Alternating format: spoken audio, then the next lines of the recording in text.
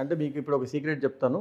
ఏంటంటే నేను నా ఇన్స్టిట్యూట్ ఏ క్వాలిటీస్తో ఉంటే బాగుంటుంది అనుకొని ఫాలో అవుతున్నానో ఆ క్వాలిటీస్ని ఆ రోజు క్వాలిటీస్గా చెప్పడం జరిగింది. అవునండి. దాంట్లో నేను చెప్పిన అతి ముఖ్యమైన క్వాలిటీ ఏంటి ఒకటి అంటే మీకు టీచింగ్ చేసే ఫ్యాకల్టీ ఎగ్జామ్ క్రాక్ చేసే స్తోమత ఉందా, వాళ్ళకి ఎబిలిటీ ఉందా అని. సో ఈ ఎబిలిటీ నన్ను నేను టెస్ట్ చేసుకోవడానికి నేను ఎవ్రీ ఇయర్ వీలేనండి గవర్నమెంట్ ఎగ్జామ్స్ అపేర్ అవుతుంటాను, క్రాక్ చేస్తుంటాను. నేను జాబ్ కోసం క్రాక్ చేయడం కాదు. ఓకే అంటే అట్లీస్ట్ ఒక స్టూడెంట్ వచ్చి సార్ ఇప్పుడు ఈ ఎస్ఎస్సి ఎగ్జామ్లో ఏ విధమైన ట్రెండ్స్ వెళ్తున్నాయి అంటే నేనే దాన్ని ఎక్స్పీరియన్స్ చేసి ఉంటాను కాబట్టి గూగుల్కి వెళ్ళి గూగుల్లో ఎస్ఎస్సి ఎగ్జామ్ ట్రెండ్స్ అని కొట్టాల్సిన అవసరం లేకుండా నా సొంత ఎక్స్పీరియన్స్ నుంచి నా స్టూడెంట్స్కి షేర్ చేయగలుగుతాను. అండ్ ఇంకొకటి నేను ఈ 15-20 ఏళ్ళ ఎక్స్పీరియన్స్లో కమర్షియల్ ఇన్స్టిట్యూట్స్లో కన్సల్టెంట్ ఫ్యాకల్టీగా చేస్తున్నాను. Though I have my own academy, I'm working as a faculty somewhere else. Cat కావచ్చు, ఎస్ఎస్సి కావచ్చు, బ్యాంకింగ్ కావచ్చు, దేనికైనా.